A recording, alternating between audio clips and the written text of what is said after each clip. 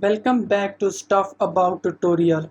Today we are talking about how to search for people on Roblox. Why would you want to know how to search for people on Roblox?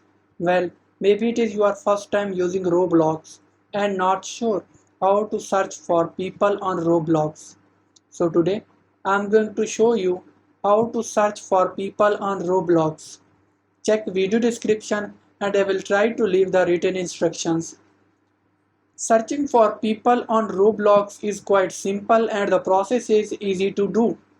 First of all, open Roblox. Now you are seeing different options and games.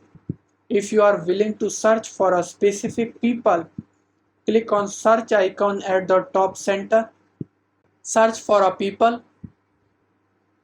Now click on people. From here you are seeing different people.